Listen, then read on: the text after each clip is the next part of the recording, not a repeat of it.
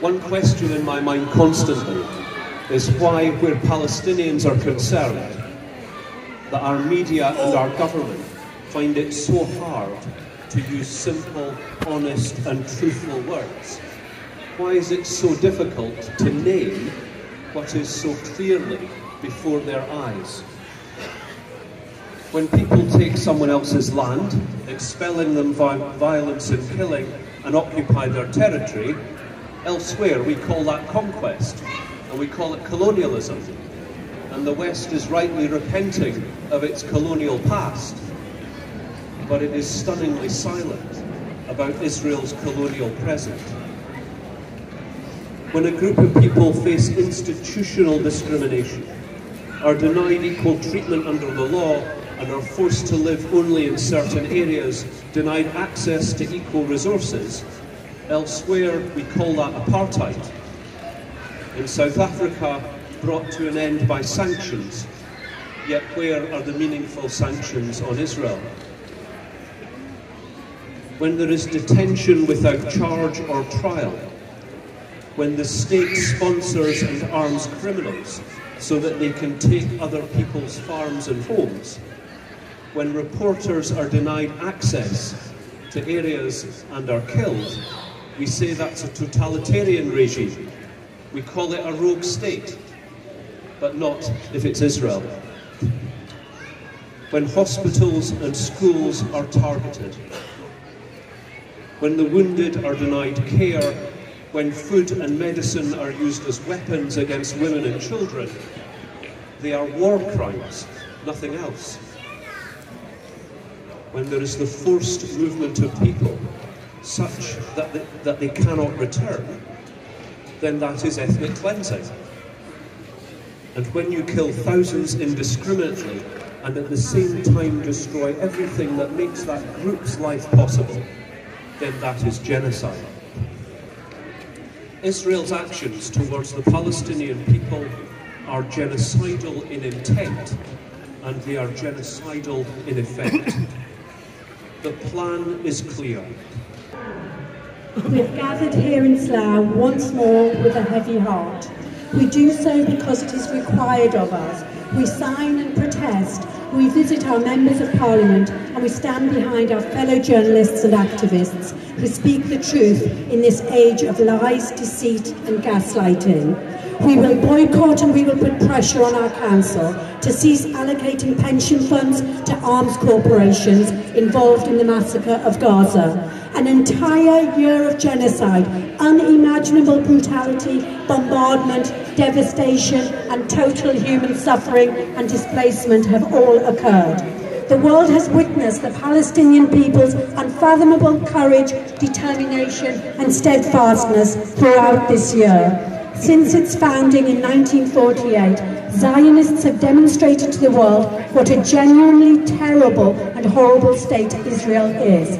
Its formula for establishing an ethno-supremacist state and a US imperial proxy in the Middle East has been the unlawful occupation, land theft and murder of indigenous people.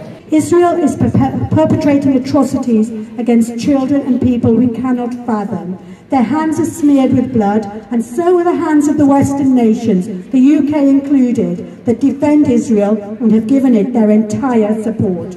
The mainstream media and Western governments feigned outrage over stories of rape and decapitated babies. But despite the obvious images, they remain silent and videos showing the rape and mass torture of Palestinian hostages, the destruction of hospitals, doctors and journalists, and the beheaded bodies of Palestinian children. This moral conundrum serves as a broad pretext for Israel to carry on and continue the slaughter. We thought Gaza was under occupation, but in reality, we have been mentally occupied. The moment has come to expose the lies and free ourselves from the propaganda of the mainstream media. Now silence equals complicity. We cannot remain silent. It is important to emphasize that the struggle in Palestine, unlike it seems to be put, is not about Islam versus Judaism. In fact, the Jewish scriptures themselves indicate that the establishment of the state is not meant to occur until the return of their God, the Messiah. Just like the recent incident in Amsterdam, the mainstream media tries to desperately to have you believe that this is about Islam and Judaism.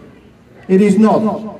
As I will emphasize today, the truth is that this conflict has nothing to do with Islam and Judaism. It is not rooted in religious doctrine, but in a broader human struggle for justice, freedom and dignity.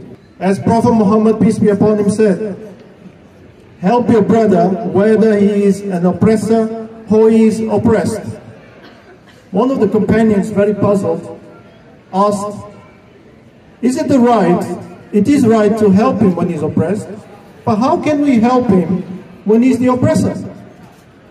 The Prophet, peace be upon him, replied and said, "By preventing him from oppressing others."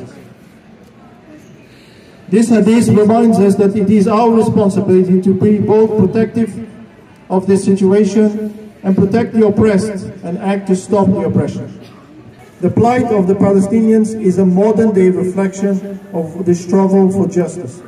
Despite their daily hardships, they continue to stand firm. Their resilience is a testament to their strength of their faith and spirit. Jews and Muslims march in their thousands against genocide of the Palestinians, against the state of Israel and against this Zionist establishment. When they speak publicly, we do not find this in the media. This is never reported anywhere in the media. So ask yourselves, brothers and sisters, why? Why is that the case? Why is it that we do not see this? It is a ploy to divide us, a ploy to be able to just keep us apart. So this struggle is not about religious conflict, it's not about Islam versus Judaism, but about human rights, justice, dignity for us all, and for understanding of the human rights and basic rights that we have. Isn't it amazing that in this crowd we have Christians, Muslims and Jews, the same as on all the London marches, and that reflects Palestine exactly. There are Palestinian Christians, Palestinian Muslims and Palestinian Jews, and the problem only came about when the Zionists wanted to steal the land from all three of those. It didn't start on 7th of October, it's been going on for nearly 100 years, the occupation of Palestine. And the Zionist terrorists, they are terrorists, the Irgun, the Lehi, the Haganah, these were Zionist terrorist gangs in the 1940s, even earlier, terrorizing the Palestinians, stealing their homes, their land. Nobody would put up with what the Palestinians have put up with. Nobody would put up with what the people in Gaza have put up with.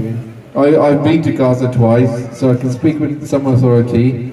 It was sickening when the blockade happened. They wouldn't allow chocolates in for children. What the Israelis are doing, it is beyond child abuse. What they're doing is it's mass murder of children, of babies. They know that over 70% of the victims in Gaza so far have been women and children. So anyone who supports that kind of terrorist regime really needs to think about their behaviour, because you're either psychotic, deranged, or just pure evil. No one in their right mind could support a regime like that. However, they get away with it because, like the mainstream media, will just tell lies, lie upon lie. They propagate this propaganda, dehumanise the Palestinian people. But they're not the only ones under occupation. We're also under occupation. We're not allowed to speak up against the Zionist crimes. We're not allowed to speak up about the thousands of Palestinians that have been held hostage. There's so much bias and imbalance, it's ridiculous. There's a word for it, it's called gaslighting. They kind of make it look like we're the ones in the wrong, or we're not quite getting the bigger picture. Before 7th of October, there were 5,200 Palestinians held hostage in Israeli jails, including 33 women and 170 children. And that's a fact, that's data that Israel's published. So when you talk about hostages and all these people jumping up and down, they need to realise that when there were 170 Palestinian children held hostage, why didn't they jump up and down then? Why didn't they kind of speak up then? They kept quiet then. And now all of a sudden they use it as an excuse, 7th of October, to do this genocide. And that is not on, that's ridiculous. And we see it today. We just saw it with the football match with one of the most racist teams in the world, and they are racist. If you hear their chanting, they're calling for the killing of Arabs, all sorts. Yet the media is trying to portray them as the victims, and they're not. And this is why we're here, Palestine Solidarity Campaign, because we need activists, we need people to speak up, stand up.